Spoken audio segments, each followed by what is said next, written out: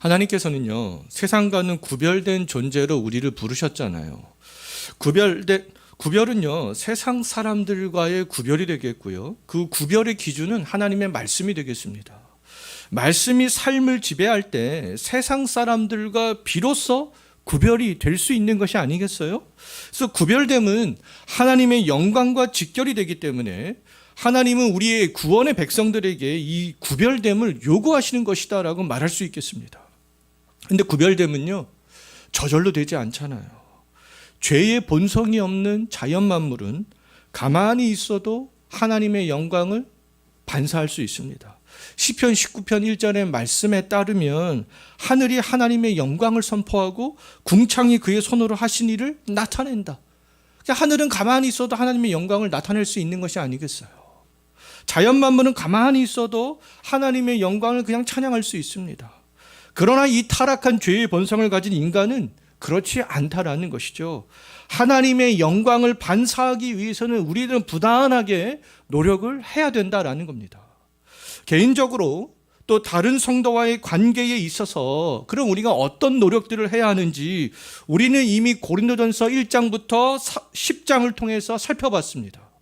우리는 언제든지 그 분쟁과 음행과 세상 법정에 송사하는 것과 결혼과 이혼과 다른 사람의 유익을 위해서 권리를 제한하는 것과 또 복음 증거를 위해서 다름질을 하고 절제해야 하는 그런 상황에 언제든지 직면할 수 있잖아요. 우리 이미 이것을 다 살펴봤습니다.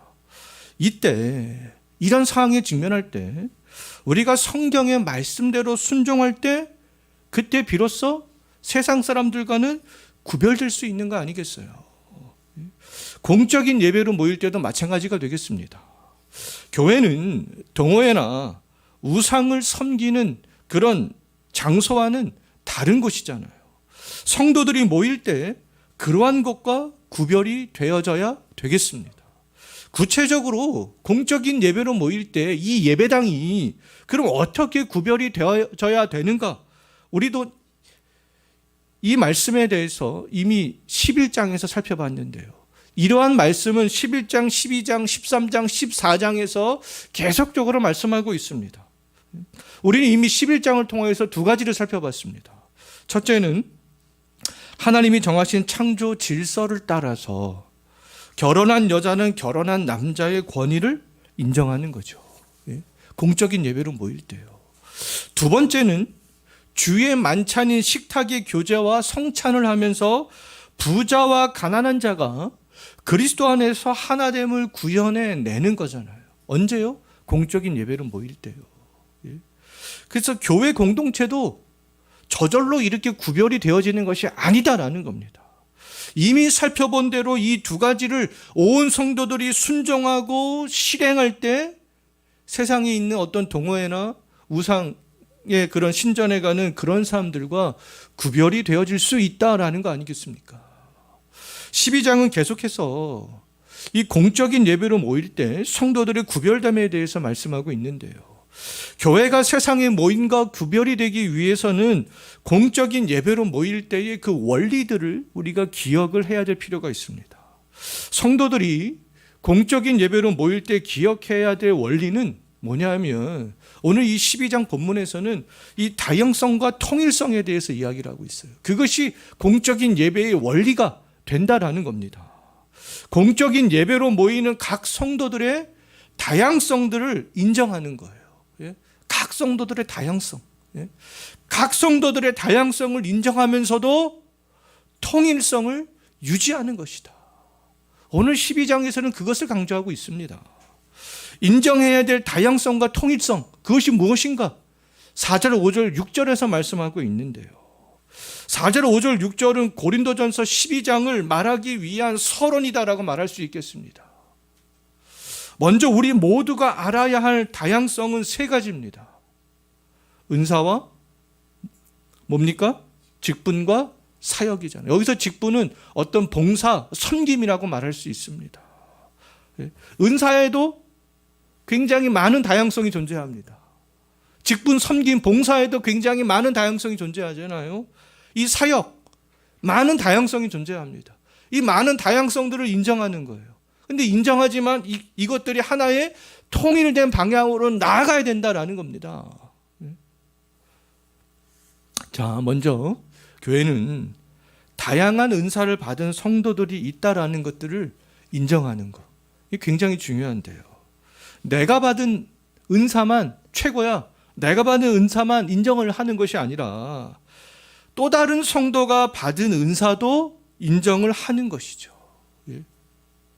하나님께서 각 성도들에게 다양한 은사를 주신 것은요, 교회를 섬기기 위한 것이다라는 것들을 우리는 기억을 해야 될 필요가 있습니다.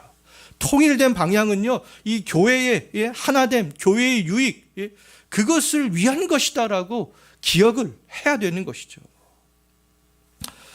하나님은 교회를 세워가기 위해서도 또 다양한 직분을 주셨습니다.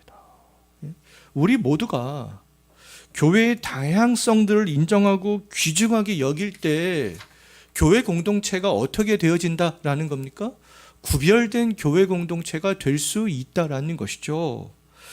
은사와 직분과 사역의 근거를 4절과 5절과 6절에서 지금 누구라고 말씀하고 있습니까? 은사를 주시는 분, 섬김의 그를 주시는 분, 사역을 맡기시는 분, 누구라고 되어져 있습니까? 삼위 하나님으로 되어져 있잖아요. 삼위 하나님. 삼위 하나님께서는 교회의 유익을 위해서 교회에 모이는 각 성도들에게 은사와 직분과 사역을 주신다라는 겁니다. 이단과 이단을 아닌 정통교회를 구분하는 가장 중요한 특징이 이 삼위 하나님을 인정하는 거예요. 이단은 삼위 하나님을 인정하지 않습니다. 정통교회는 이 삼위 하나님, 성부, 성자, 성령, 이 삼위 하나님의 이 사역을 인정하는 거죠. 이 삼위 하나님께서 이 은사와 직분과 사역의 근거가 되겠습니다. 그렇다면 우리 모두가 기억해야 될 것은 내가 어떤 은사를 받았든지, 어떤 봉사를 하든지, 어떤 사역을 하든지 삼위 하나님이 하나이듯이 교회의 하나됨을 위하여서 그 모든 것들을 다 사용하는 것이죠. 다양성만 생각하고 통일성을 생각하지 않으면 교회는 구별될 수 없습니다. 중구난방, 분쟁, 여러 가지 문제들이 일어날 수밖에 없어요. 교회의 다양성과 통일성은 세상 사람들은 생각할 수 없는 그런 개념이 되겠습니다. 내가 받은 은사를 통해, 나의 봉사를 통해, 나의 사역을 통해서 교회가 세워지는 것과 바르게 세워진 교회가 다른 종교나 모임과 구별될 수 있는 것과 이 모든 것의 근거가 삼위 하나님이구나 라는 것들을 아는 것은 신비라고 말할 수 있겠습니다. 이것은 굉장히 큰 신비죠. 예배당 밖에 있는 사람들은 이것을 알지 못하잖아요. 때문에 이러한 사실을 아는 것에 대해서 1절에서 어떻게 말씀하고 있는지 한번 보십시오. 그 모든 것들에 대해서 뭐라고 말씀하고 있습니까? 신령한 것이다 이렇게 얘기하고 있잖아요. 신령한 것은 영적인 것입니다. 신령한 것, 영적인 것. 신령하다, 영적이다. 이러한 말은 교회 다니는 많은 사람들이 다 좋아하는 말 아니겠습니까? 나도 좀 신령하게 됐으면 좋겠는데, 나도 더 영적이었으면 좋겠는데, 와, 저 사람은 왜 이렇게 신령할까? 그런 이야기들 종종 하잖아요. 사람들은 종종 어떤 목사가 굉장히 신령하고 또 어떤 권사가 영적인 은사를 받았다 이렇게 말을 합니다. 근데 이렇게 말하는 것은 뭐 틀린 말은 아니에요. 그러나 몇몇 특정한 사람들만 신령하고 몇몇 특정한 사람들만 어떤 영적 은사를 받았다라고 말하는 것은 잘못된 것입니다. 소위 몇 사람에 대해서만 신령하다고 말하는 것은 신령한 것에 대한 정의, 영적인 것에 대한 정의가 잘못되었기 때문에 그런 말을 하는 거 아니겠어요? 신령하다, 영적인 것은요, 구원받은 모든 성도들에게 다 해당되는 말이 되겠습니다. 바울은 전체 교인들을 향해서 1절에서 뭐라고 말씀하고 있어요? 신령한 것에 대해서 너희가 알지 못하기를 원하지 아니한다. 그럼 신령한 것에 대해서 모든 성도들이 반드시 알아야 된다라는 거 아니겠습니까? 그 신령한 것에 대해서 그것이 뭔지 12장에서 이제 계속 말씀하고 있는 거예요. 과거 그런데 그들은 이 신령한 것에 대해서 알지 못했습니다. 과거에는. 그 과거가 언제인가? 어느 시점인가? 2절 한번 보십시오. 그 과거가 어느 시점이었어요? 우상을 섬길 때에 그들이. 그리스도의 밖에 있을 때 그렇습니다. 그래서 신령한 것을 알지 못했을 때는 말 못하는 우상이 이끄는 대로 그들이 끌려갔어요. 그때에는 하나님을 알지 못하는 이방인의 삶들을 살아갔습니다. 근데 지금 그렇지 않잖아요. 그 모든 성도들이 신령하게 되었기 때문에 그렇습니다. 물론 지금도 고린도 성도들은 혈통적으로는 몸의 할례를 하지 않은 이방인입니다. 하지만 그들은 어디에 할례를 했어요? 마음의 할례를 했잖아요. 그래서 하나님의 백성이 되었잖아요. 하나님 안에서 그들은 더 이상 이방인이 아니기 때문에 2절 다시 한번 보십시오. 이방인의 호칭이 지금 현재예요? 과거예요? 과거가 되었잖아요. 그들은 더 이상 하나님 밖에 있는 이방인이 아니었던 거죠. 하나님 백성이 되었던 겁니다. 오늘날 이방인은 혈통적으로 유대인이 아닌 사람들이 아니에요. 신약 시대에는요. 하나님의 밖에 있는 사람들, 지금도 여전히 세상 사람들의 삶의 방식을 따라가는 사람들, 세상의 삶의 방식이 더 좋다고 말하는 사람들이 이방인들이 되겠습니다. 마음의 할례를 한 사람들은 더 이상 이방인이 아닌 거잖아요. 고린도 성도들이 그러하듯이 우리들도 이방인이 아닌 것이죠. 하나님이 백성이 되었기 때문에 그렇습니다. 현재 우상이 이끄는 대로 사는 사람들, 세상의 삶의 방식을 따라가는 사람들, 어떤 이 교회의 다양성과 통일성을 믿을 수도 이해할 수도 없는 사람들이 이방인인 거죠. 하나님 안에서 구별된 삶을 살 수 있는 모든 성도들은 다 누구라는 겁니까? 신령한 사람들이라는 거예요. 여전히 세상과 하나님 사이에서 갈등은 한다 해도 때때로 영적인 싸움에서 패배하여서 세상을 선택할다 할지라도 우리는 누구라는 겁니까? 신령한 사람이라는 거예요. 제가 자신 있게 우리 모두가 신령한 사람이라고 말할 수 있는 이유는 3절 말씀 때문에 그렇습니다. 3절 말씀 한번 보십시오. 우리는 예수의 이름을 저주하지 않잖아요. 예수의 이름을 욕하지 않습니다. 우리는 예수를 누구로 고백하고 있어요? 주님으로 고백하는 거 아니겠어요? 주님은 하나님으로 고백하는 거 아니겠습니까? 하나님의 영, 즉 성령을 받은 사람은 예수 그리스도를 욕할 수가 없는 거잖아요. 예수 그리스도가 우리의 하나님 되시기 때문에 그렇습니다.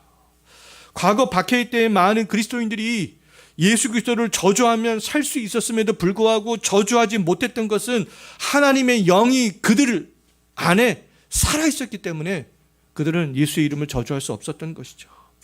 하나님의 영, 이 성령이 예수를 주님으로 고백하게 했기 때문에 그들은 예수를 부인할 수 없었던 거예요. 권력을 가진 사람들의 칼보다 우리의 주님 되시는 예수 그리스도의 은혜가 더욱더 컸기 때문에 그렇습니다. 자기의 목숨과도 바꿀 수가 없었던 것이죠. 왜요? 성령께서 그들의 영혼 안에서 계속 역사하시기 때문에. 삼위 하나님이 주시는 은사와 직분과 사형은 특정한 몇몇 사람들에게만 주어지는 것이 아니라는 거잖아요. 몇몇 사람들만 신령한 사람이 아니라는 겁니다. 여기 있는 우리 모두가 신령한 사람이에요. 신령한 우리들이 할 일은 삼위 하나님이 우리에게 주신 은사와 직분과 이 사역을 교회에서 드러내는 것이죠. 통일될 수 있도록. 우리 모두가 다양성과 이 통일성을 생각하면서 드러낼 때 교회가 구별될 수 있는 것이 아니겠어요. 자, 이제 고린도전서 12장 이제 7절부터 마지막 31절까지는 삼위 하나님이 주신 은사와 이 직분과 사역에 대해서 구체적으로 말씀하고 있습니다. 7절부터 11절까지는 성령이 주시는 은사에 대해서 말씀을 하고 있고요.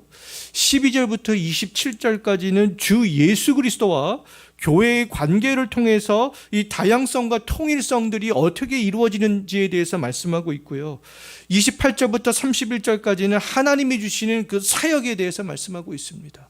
삼위 하나님께서 은사와 이 직분과 이 사역을 어떻게 주시고 어떻게 통일되게 하시는지 그것에 대해서 말씀하고 있어요. 성령께서는 7절 말씀을 보게 되면 구원받은 각 성도들에게 다양한 은사를 주시는 분이잖아요. 오늘 본문에서는 9가지 은사가 나와 있습니다. 9가지 은사가 근데 이 전부가 아니에요. 로마서 12장 6절부터 8절과 에베소서 4장 4절부터 11절과 베드로전서 4장 10절과 11절 말씀을 보게 되면 성령이 주시는 은사들이 그 본문에서도 열거가 되어져 있습니다. 이 은사들을 합치면 중복되는 은사들도 있어요. 이 은사들을 합치면 대략 한 20여 가지가 되는 것 같습니다. 성령께서 그럼 이 주신 은사는 선천적으로 타고나는 어떠한 재능과는 다른 것이라고 말할 수 있겠습니다. 이 성령께서 주시는 은사는요, 예수 그리스도를 믿게 된 이후에 주어지는 것들이 되겠습니다. 이 후천적으로 주어지는 거잖아요. 어떤 성도는 하나의 은사를 받을 수도 있고 또 어떤 성도는 여러 개의 은사를 받을 수도 있어요. 또 과거에는 내가 한두 개 받았는데 또 신앙생활을 하다 보면은 은사의 개수가 더 늘어날 수도 있습니다. 자, 오늘 본문에서 말씀하는 이 은사의 목록을 볼 때 저도 20대 중반에 예수 그리스도를 온전하게 믿게 된 이후에 나도 성령께서 여러 개의 은사를 주셨구나. 다시 한번 제가 이 본문을 준비하면서 생각을 해보게 되었습니다. 예수 그리스도를 믿고 난 이후에 성령께서 여러 가지 은사를 저에게 한꺼번에 주신 것 같아요.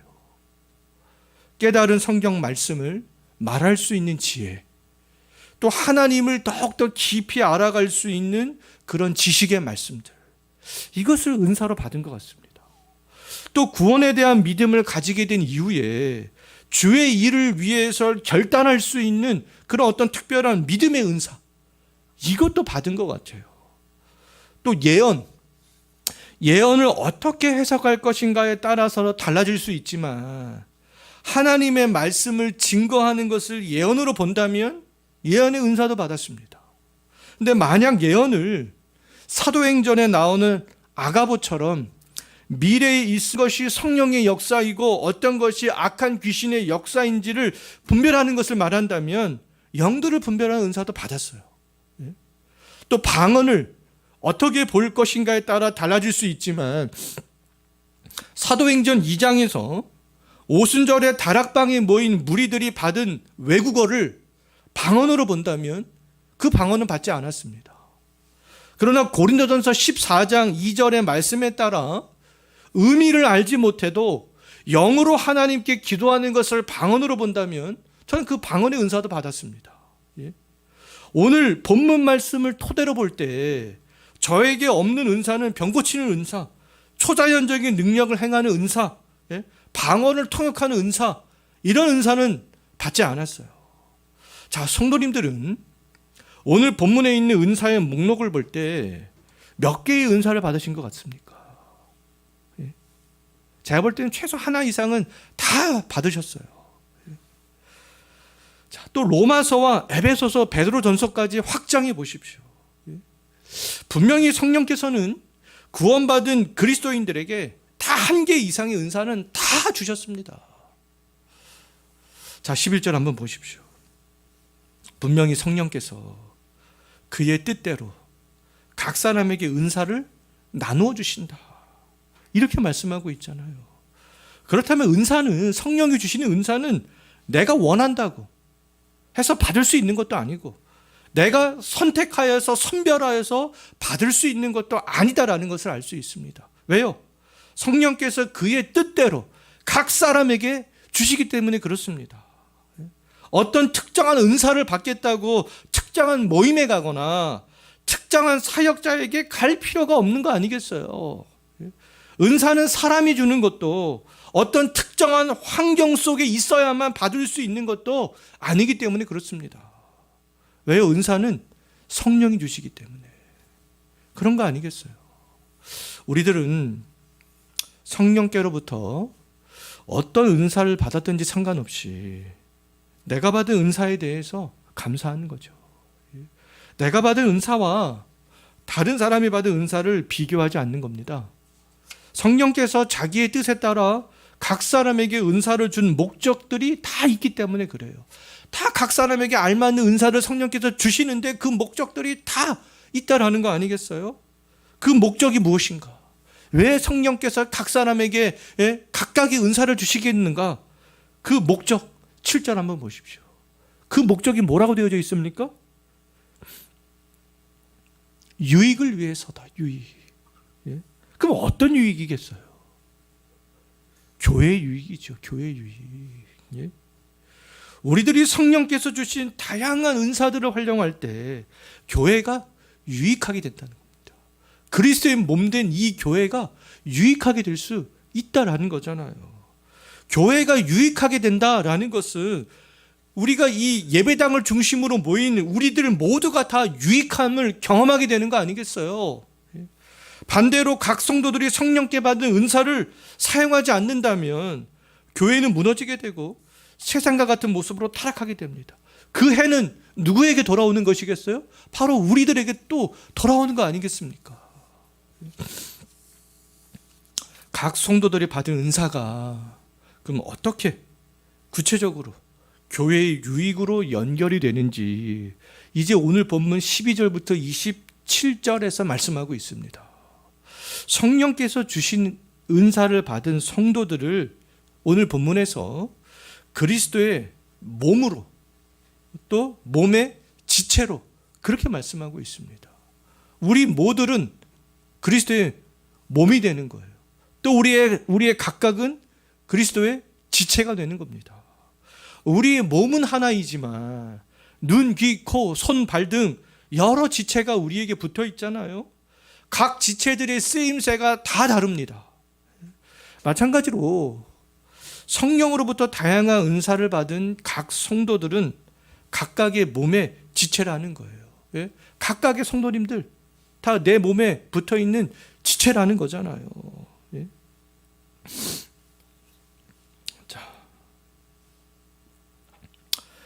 자, 각각의 성도들이 몸에 붙어 있는 지체들이 쓰임새가 다르듯이 우리 각각의 성도들이 몸의 지체인데 이 교회를 위한 쓰임새가 다 다르다라는 거 아니겠어요?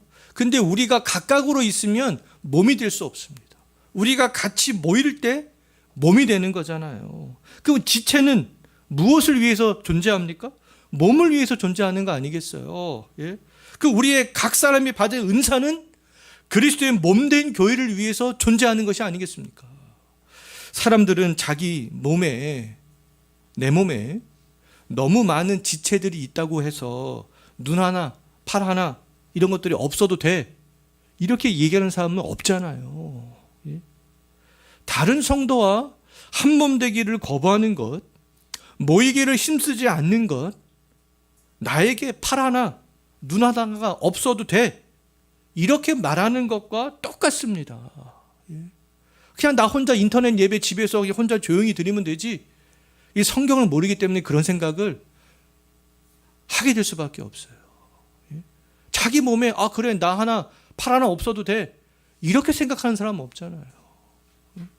그리스도의 몸과 지체 이것을 오해하고 있는 것이죠. 각각의 성도들이 성령께 받은 모든 은사는 그리스도의 온전한 몸을 이루기 위해서는 다 필요한 것이 아니겠어요? 여기 계시는 성도님들 한 분 한 분이 다 필요한 분들이 되겠습니다.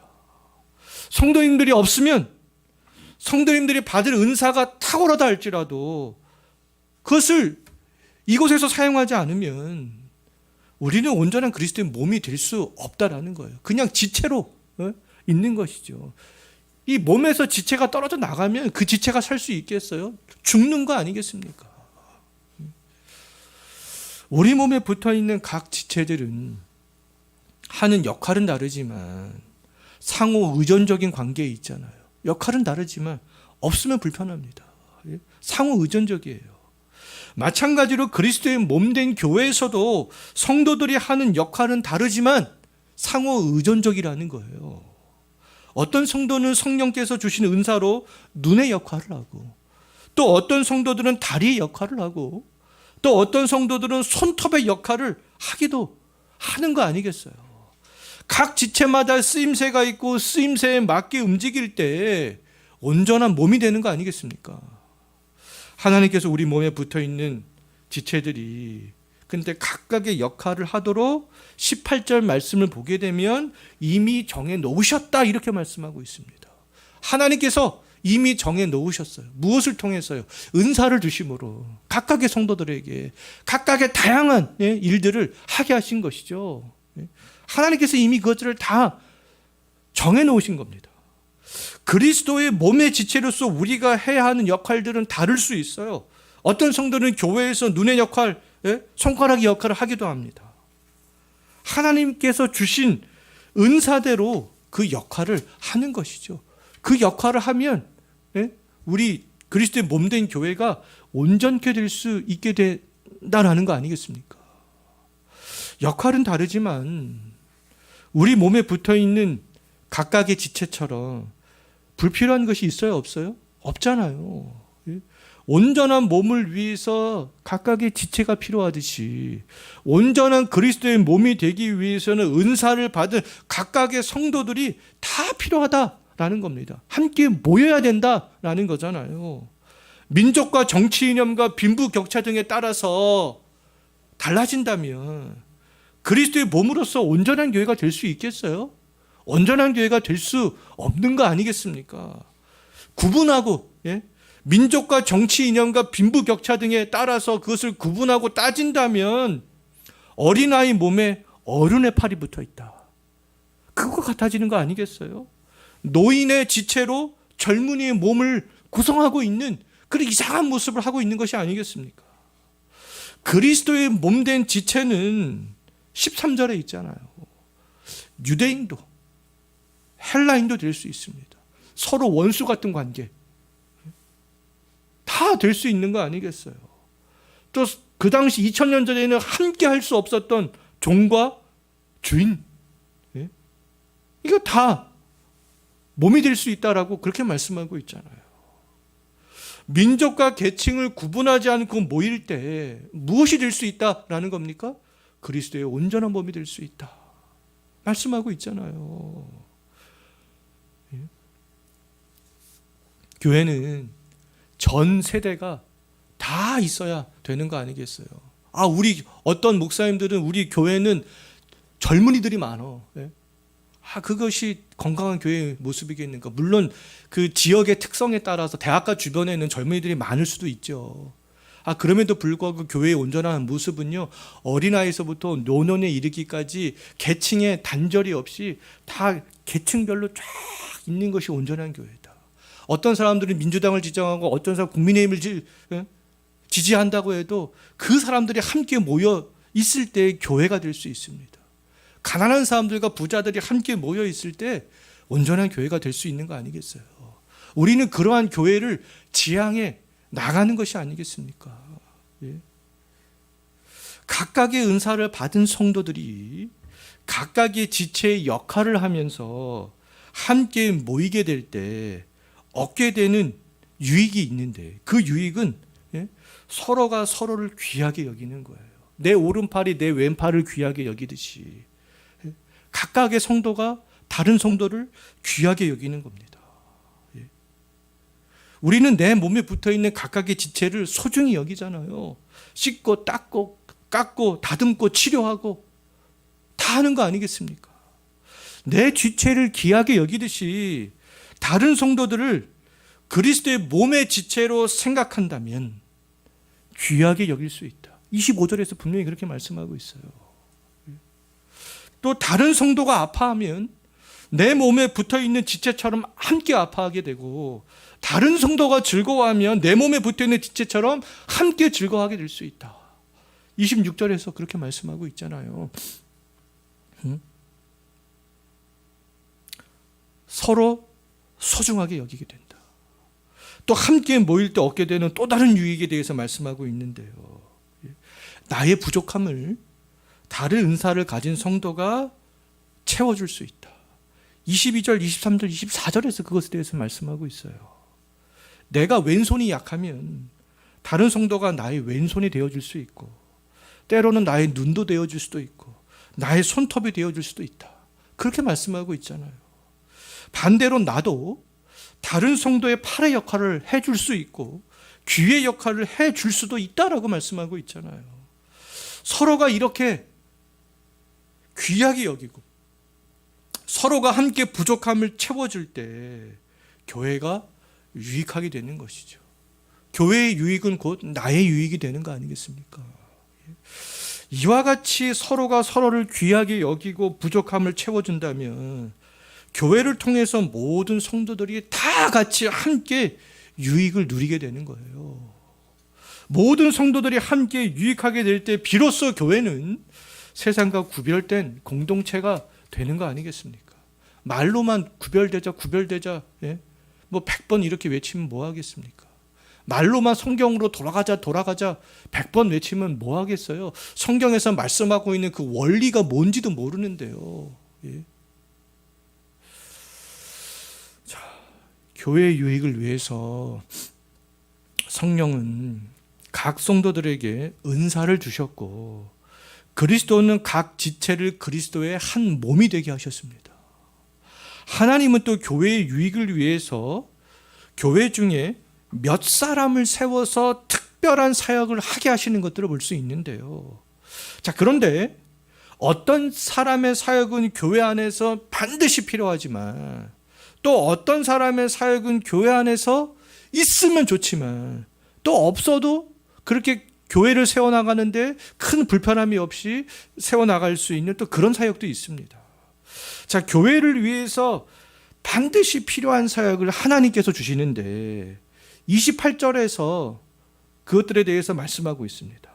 28절에서 언급한 세 가지는 반드시 필요한 사역이 되겠고요. 또 뒤에 언급되어져 있는 사역들은 반드시 뭐 그렇게 필요하지 않은 사역이 되는 거죠. 사도 바울은 28절을 보게 되면 사역의 중요한 순서대로 열거를 하고 있는 것 같아요. 반드시 필요한 사역들은 첫째, 둘째, 셋째로 그렇게 이야기를 하고 있잖아요. 또 반드시 필요하지 않은 사역들은 그 다음 뭐 이렇게 이야기를 하고 있습니다. 교회를 위해서 그 반드시 필요한 사역은 중요한 순서별로 볼 때 뭐라는 겁니까? 사도, 선지자, 교사라는 거 아니겠습니까? 자, 부름받은 그런 모든 성도들이 사도와 선지자와 교사가 될 수 있다라는 겁니까? 그렇지 않다라는 거죠. 분명히 하나님께서는 몇 사람을 세웠다 이렇게 말씀하고 있습니다. 오늘 본문에서 말씀하는 성령이 주시는 모든 은사를 다 받았다 할지라도 사도와 선지자와 교사가 되지 못할 수 있습니다. 하나님이 교회 중에 세우신 사도와 선지자와 교사는 28절에서 분명히 말씀하고 있잖아요. 몇 사람이다. 사도와 선지자는 교회를 위해서 반드시 필요한 사역자들이지만 오늘날에는 있을 수도 또 할 수도 없는 사역이 되겠습니다. 제가 이렇게 말씀드리는 근거는 에베소서 2장 20절 말씀인데요. 에베소서 2장 20절 말씀을 보게 되면 너희는 사도들과 선지자들의 터 위에 세우심을 입은 자라고 하면서 그리스도 예수께서 친히 모퉁이 돌이 되셨다 이렇게 말씀하고 있습니다. 건물을 지을 때 모퉁이 돌, 기초석은 두 개가 될 수 없잖아요. 교회의 유일한 기초석은 예수 그리스도가 되겠습니다. 예수 그리스도 외에 또 다른 어떤 기초석을 얘기한다면 그거는 잘못된 거 아니겠습니까? 또 건물을 지을 때도 터를 몇 번 닦습니까? 한 번 닦잖아요. 뭐 두 번, 세 번 닦지 않습니다. 마찬가지로 예수님이 재림하시기까지 지속적으로 이 땅에 세워질 교회의 터는 이미 사도들과 선지자들이 2000년 전에 닦아 놓았던 거죠. 교회의 터가 이미 닦여졌는데 오늘날 터를 또다시 닦을 필요는 없다라는 겁니다. 이미 교회가 지어가야 될 기초석, 터, 예수 그리스도와 사도와 선지자에 의해서 세워지고 닦여져 있어요. 이제 그 후대 사람들이 하는 일들은 그 위에 교회를 세워가는 거죠. 예수님이 재림하신 날까지. 만약 교회의 모퉁이 돌 대신 예수 그리스도와 사도들과 선지자들이 세운 교회의 터를 무시하고 또 다른 모퉁이 돌을 세우거나 새롭게 교회의 터를 닦는다면 그것은 이단이 아니겠어요. 예수님 외에 또 다른 어떤 사람을 얘기하고, 그럼 다 이단 아니겠습니까? 사도는 예루살렘과 사마리아와 온 유대의 교회가 세워질 수 있도록 터를 닦은 사람이요, 소아시아와 그리스도의 교회가 세워질 수 있도록 터를 닦은 사람들이 되겠습니다. 베드로를 비롯한 예수님의 제자들과 바울과 바나바와 아볼로와 바울의 동역자인 실라와 같은 사람을 사도로 그렇게 언급을 하고 있어요. 성경을 보게 되면요. 선지자들은 하나님의 계시의 말씀을 증거하는 사람들이 되겠습니다. 구약의 선지자들이 한 일은 하나님의 계시의 말씀을 성경을 기록하고 전달한 거잖아요. 신약 시대에도 교회 역사의 초기까지 선지자들이 있었습니다. 신약의 선지자들도 성경을 기록하고 하나님의 말씀, 하나님의 계시의 말씀을 예언하는 일들을 했습니다. 신약 시대의 선지자로 이 성경을 보게 되면 누구를 이렇게 언급을 하고 있냐 하면 바울과 바나바, 바울의 동역자인 유다와 실라, 또 아가보, 이런 사람들을 선지자로 이렇게 언급을 하고 있습니다. 교회를 위해서 또 반드시 필요한 그런 사역은 교사가 되겠는데요. 교회가 지속되는 한 교사의 사역은 계속된다라고 말할 수 있겠습니다. 교사의 가르치는 사역을 통해서 주 예수 그리스도에 대한 복음의 진리와 오늘 본문에서 말씀하고 있는 그런 신령한 것에 대한 말씀들의 의미들이 가르쳐지고 전달될 수 있기 때문에 그렇습니다. 반면 능력을 행하는 자와 병 고치는 은사와 또 여기서 말씀하고 서로 돕는 것과 다스리는 것과 각종 방언을 말하는 그런 사역자들은 교회를 위해서 반드시 필요한 사역자들은 아니다라는 것이죠. 교회가 세워져 감에 있어서 있으면 좋지만, 교회를 위해서 있으면 좋지만 없어도 교회를 세워가는데 그렇게 큰 문제가 되지 않습니다. 교회 안에서 그와 같은 사역자가 없어도 교회는 서갈 수 있는 것이 아니겠어요. 하나님은 초대교회 시절부터 지금까지 교회를 위해서 다양한 사역자들을 세우셨어요. 교회 안에서 어떤 사역을 하든지 상관없이 모든 사역자가 근데 해야 될 일들이 있는데요. 그것이 무엇인가? 이제 그것에 대해서 31절에서 말씀하고 있는데 뭐라고 말씀하고 있습니까? 더욱 큰 은사를 사모하는 것. 더욱 큰 은사는 그럼 교회에 보다 더 유익이 될 수 있는 그런 은사가 되는 것이 아니겠어요? 바울은 31절 하반절에서 더욱 큰 은사를 사모하라고 하면서 또 가장 좋은 길을 너에게 보이겠다 이렇게 말씀하고 있잖아요. 이것은 모든 은사를 받은 사람들이 또 은사를 받은 사역자들이 이르러야 하는 가장 좋은 길, 가장 좋은 종착점들이 있다라는 거 아니겠습니까? 가장 좋은 길을 보이겠다. 너희들은 그 길을 바라봐야 된다. 그거 아니겠어요? 그 길이 어떤 길인가?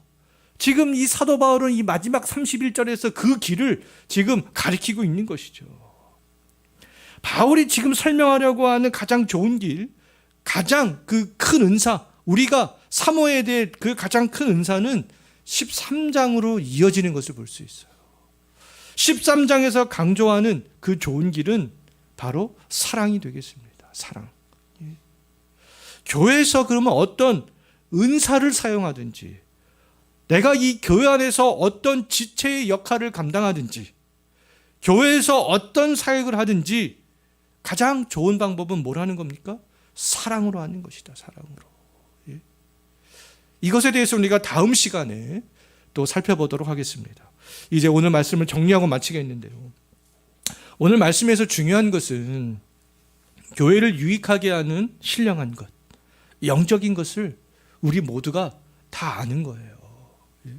우리가 알아야 신령한 것은 이 다양성과 통일성이 되겠습니다. 성령이 주신 은사의 다양성, 은사의 이 다양성은 교회의 유익이 되는 방향으로 나가는 거잖아요. 그럴 때 우리가 통일성을 이룰 수 있는 거 아니겠습니까? 그리스도의 몸의 지체의 역할을 하는 다양한 그 성도들이 함께 모여서 통일된 그리스도의 몸된 교회를 세워가는 것이죠. 또 하나님이 교회를 위해 세우신 다양한 사역자들이 한 마음으로 더 큰 은사인 사랑을 사모하면서 그 사역들을 행해 나가는 겁니다. 우리 모두가 가진 은사와 이 봉사와 사역의 다양성들을 우리가 인정하고 그 다양성들이 이 교회를 세워가는 방향으로 나아갈 때에, 통일된 방향으로 나아갈 때 교회는 어떻게 된다라는 겁니까? 세상과는 구별된 공동체로 그럴 때 우리가 서 가게 된다라는 거 아니겠어요? 정말 이번 한 주간도 이 말씀의 의미들을 생각하시면서 이 다양성과 통일성을 생각하시면서 정말 우리가 그 몸된 교회를 위해서 내가 어떻게 해야 되겠는가, 우리가 그것들을 고민하며 살아갈 수 있는 이번 한 주가 되었으면 좋겠습니다. 기도하겠습니다. 하나님 아버지,